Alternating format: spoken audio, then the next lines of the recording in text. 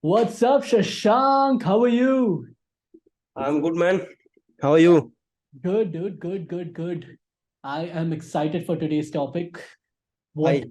Yeah, because because you introduce the topic, but I don't want to say. Okay. Uh, Okay.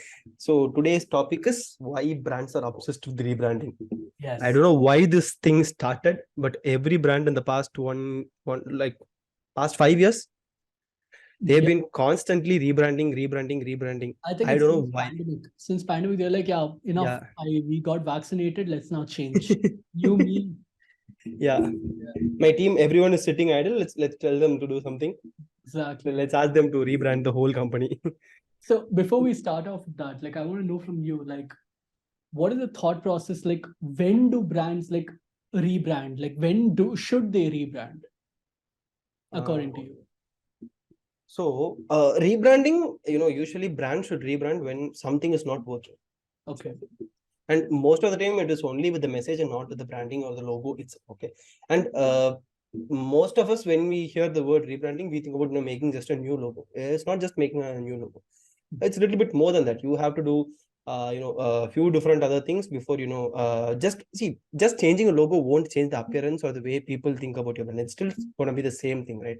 Like, if Mhm. say for example, if tomorrow Coca-Cola comes out and rebrands itself saying that it's going to be the healthiest drink on the planet, no one is going to believe it, Mm. right? But yeah, so it's not just about changing the logo so that like the next 10 years people will like it, or sticking with the trend that happened in the past 3 or 4 years. It's about bringing out the new message, changing the way the brands approach marketing and everything. So Mhm. that is rebranding, not just The changing the brand logo. identity. Yeah. Yeah. So changing the logo is basically just revamping your brand identity. That is different. But yeah, doing stuff much more than that is what matters. Mhm. No, I was reading up Mm. a lot about this as well, and I see like uh yeah, as you mentioned, there's a misconception that it's just the logo, right? Like, I mean, Mm. there's so much more. And I was reading up like how many companies are changing the brand identity and everything. But Mm. like, why would they want to do that? That's what I'm trying to understand. Like, I mean, you mentioned the what, like Mm. what is rebranding, but why Mm. would they want to change it? Like, what do you mean by not working per se? I'm Mm. curious because it's something that I am not very aware about, and you've been in branding. So Okay. See, one thing, what doesn't working is means, let's say, for example, goal of any company is to make more sales, mhm. right? So if they are not selling to the level they are expecting, or if people are perceiving the product wrong or service wrong, that is when the brands usually try to rebrand, right? Mhm. And see, even there are a lot of issues with the branding that is already very established brands also. So have you heard about the car company called Renault? Yeah, Yeah, Renault. it's actually pronounced as Renault. It's Renault. not Renault. Yeah. Volkswagen is actually pronounced as Volkswagen. Volkswagen. Yeah. Yeah, but the thing is, see, it's not just about how people tell the name. It is about what work and what works and what doesn't work. Mhm. Obviously, if you are Volkswagen, it's a car company, or Volkswagen also, it's a car company. But if people think Volkswagen and some uh, cycle shop, then there is an issue with the messaging, right? So this is basically what branding tries to convey. Exactly telling people what the company is, what the company does, and everything. Mhm. So that doesn't mean that you should have your company name as Volkswagen Motors. That is not necessary, right? Just telling people that what you do, or giving that feel about that company is more than enough. Mhm. Mm. And then, like, what do you think is the right way to do branding? Like, what are the key things that people should take a look at? See, key thing always stays as messaging, right? So what you're trying to tell people, and once again, even though you try to control as much as you want about branding, ultimately we can't control the way users perceive branding. We Brand can just perception. only, yeah, we can only just tell people that this is what we are and this is who we are, and it's up to the users to decide what or how it is, right? Mhm. So see, Amazon is probably the best example. Jeff Bezos, he leaves the branding part to the users himself. He just says that Amazon is a one-stop solution and everything, but we all know Amazon as an e-commerce platform, but Amazon is actually this So thing. much more. Yeah, it's so AWS. much AWS and everything. But if you Yeah. take even Amazon.com or .in as an e-commerce service, they are basically a logistics provider, Mm. right? But people know it as an e-commerce service. Mm. But once again, that is an advantage for Amazon. Amazon is the collection where everything you can buy everything A to Z, right? Mhm. So that is what branding, if you ask me. Mhm. And what is the right way to do this? See, there is no exactly one right way of doing branding. Okay, it's a very complicated question if you ask me. Okay, so like what's your that's why. process? Okay, if a client comes and asks you like, hey, can you uh, Mm. rebrand, or like, can you help me with rebranding? Like, what are the things that you ask them, and what is your process? I mean, I know you Okay, don't want to so reveal the whole thing, but at least whatever you can. see, it's not some huge industry trade secrets and all. Uh, let's start with basic thing. Okay, I'll ask them why they want to change their branding and everything, whole thing. Like say for example, usually when companies reach out to me, one issue in not issue, one thing they majorly focus on the fact that they made their company logo, or they started using their company name like 30 years ago. Because when you come from second tier and third tier city, the major thing is that the business is very old. I want to give it a new polished look. Yeah. So that is something people always have an issue with. And once again, most of the time, that company doesn't need that polished look. The look that was already there was more than sufficient. So that is one thing I always have face as a brand consultant, or as a designer or whatever it is. So whenever I come up with branding, I usually do a competitor analysis. I'll see how they're performing in the market. So if they're changing the rebranding, will it affect the existing market share they hold? Like say for example, so recently we came across a company. I can't tell the name, but obviously we came across a company who were doing good in wedding decorations and all these things, right? So they had their word decorators in their name, but after a while, right now they feel like they want to change it to events and planners. So they want to jump into whole different game. So they want to, from decorating and using something for a wedding, they want to jump into event planning and planners and stuff.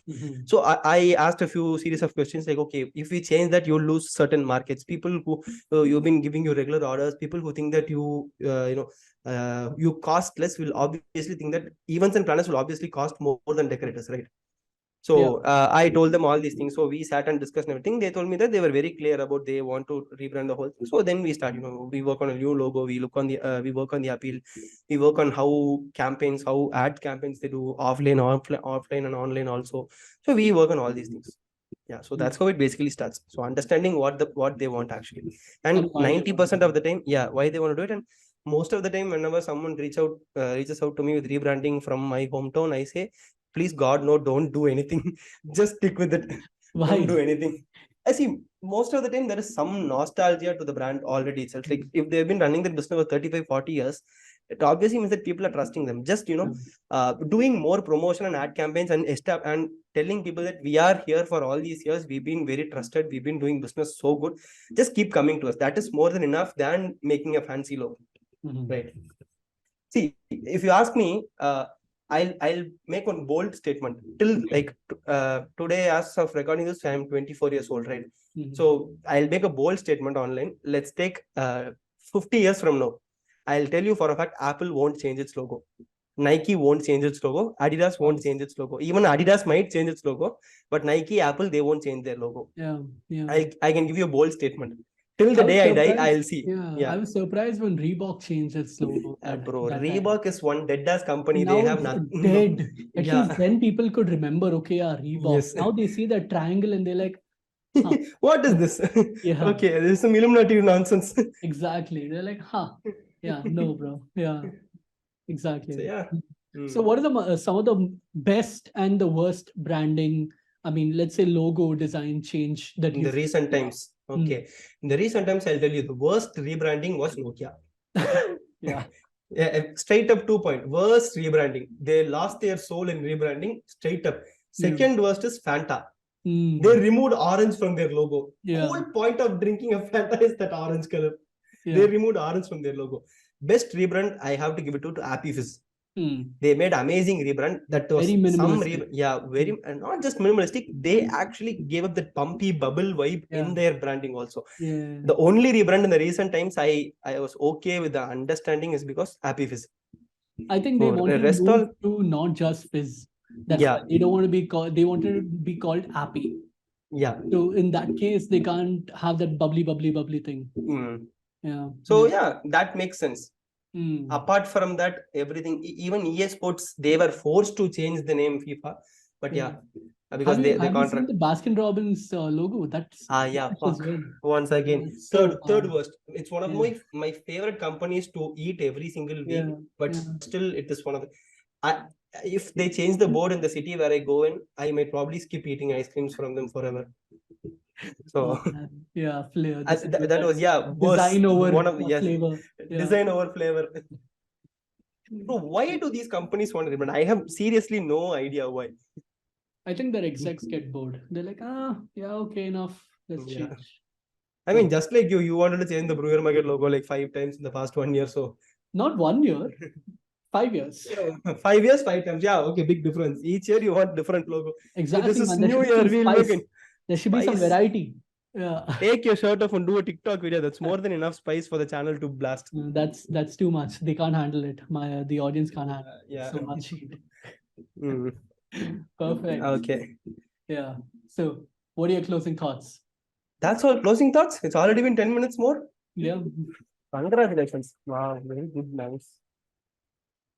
You're doing some construction in my area. And yeah, recording. What are you doing? But yeah, okay. We will cut this part out, or we will have it. It is up to the editor. Do whatever let him do whatever he wants. But yeah, my closing thoughts. Don't do construction while we are recording. But yeah, apart from that, so brands shouldn't rebrand just for the sake of it, and they shouldn't rebrand just because their competitors are doing so. So that is my closing thoughts in one single line. And if you are someone, one second. And if you are someone from Fanta who is listening, please, for God's sake, bring back the orange. And if you're someone from Nokia, just shut down the company or sell it and go away. Yeah.